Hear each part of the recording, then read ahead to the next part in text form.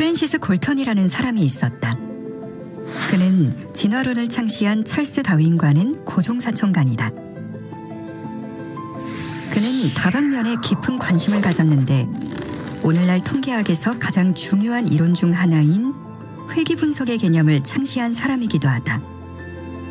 또한 프랜시스 골턴은 우생학의 창시자이다.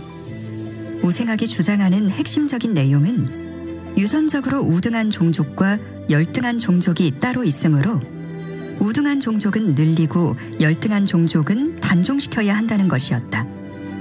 히틀러의 광적인 학살과 일제의 7.31 부대에 의한 생체 실험의 이론적 근거도 바로 우생학이었다.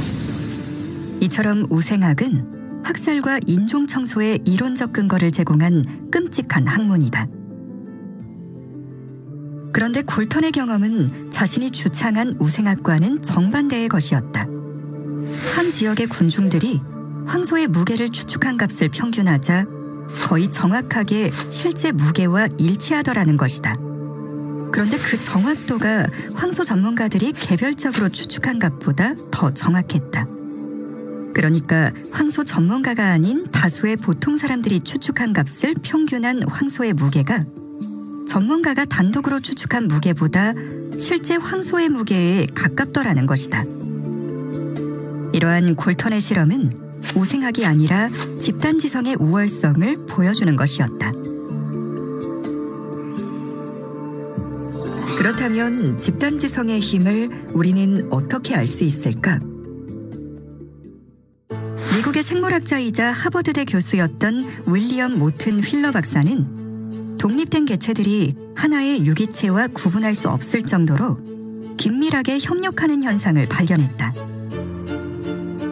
휠러는 개미들에서 마치 개별 동물의 세포들처럼 이러한 협력 과정이 작동되고 있음을 발견했는데 이를 초유기체라 불렀다. 즉, 초유기체란 여러 개의 개별 유기체가 모여 하나의 유기체를 형성하는 것을 말한다. 이러한 현상은 꿀벌이나 개미처럼 여러 개체가 모여 하나의 큰 사회를 이루는 곤충들에서 나타난다.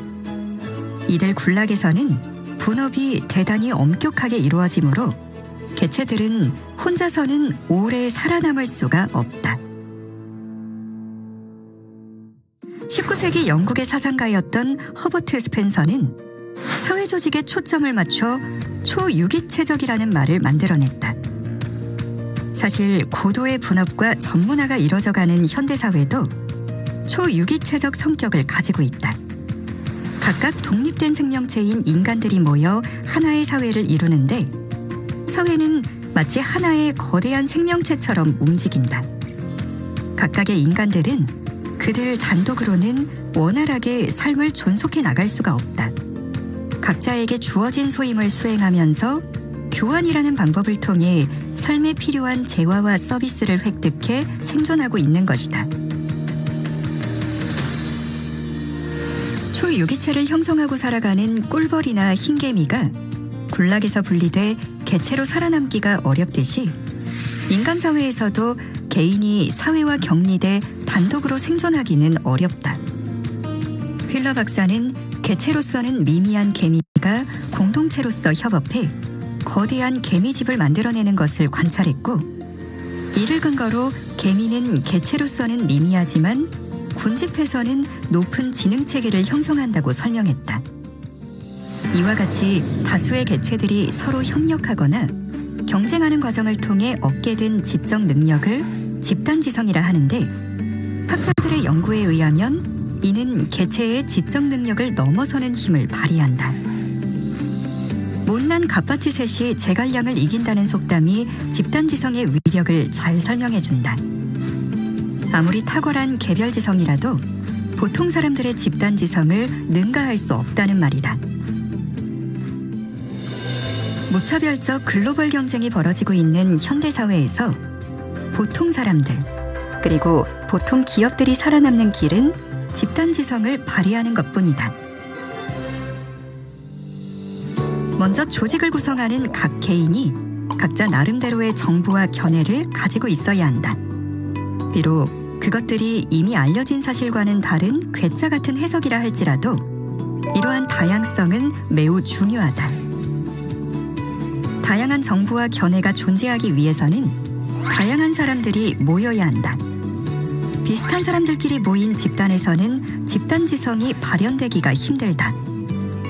비슷한 지식을 융합해봐야 새로운 지식이 창출되기가 어렵기 때문이다. 따라서 다양성을 인정하지 않는 사회나 조직은 집단지성을 창조하지 못해 낙후되고 만다.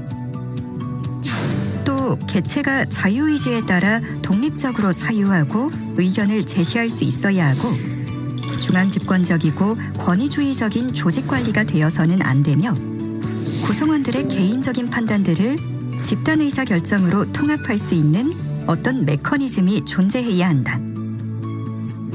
이런 기준에서 보면 사이버 공간과 네트워크 마케팅 조직이 집단지성을 발현할 수 있는 조건을 잘 갖추고 있다.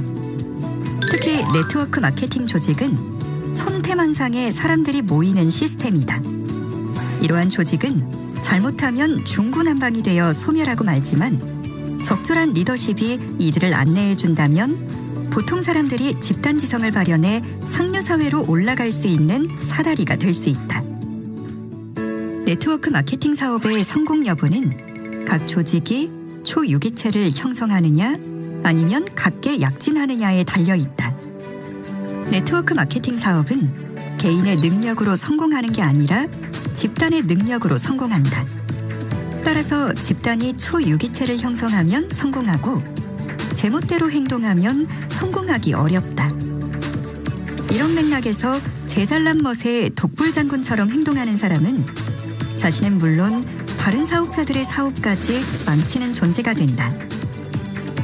네트워크 마케팅 사업자들이 돈을 버는 것은 집단지성 때문이라는 걸 잊어서는 안 된다. 월 소득이 수천만 원이 넘는 상위 직급자들도 모두 집단지성이 그렇게 벌 수 있도록 만들어준 것이다. 물론 그런 리더들이 아무런 공헌을 하지 않는다는 것은 결코 아니다. 그러나 어느 누구도 조직을 떠나게 되면 마치 초유기체를 이룬 개미군락에서 떨어져 나간 개미가 아무런 능력도 발휘하지 못하고 오래 생존하지도 못하는 것처럼 생존 자체가 어려워진다. 이런 집단지성의 힘을 아는 개개인은 우리는 나보다 낫다라는 생각을 가지고 겸손한 마음으로 서로 힘을 합쳐 성공을 이뤄가야 할 것이다.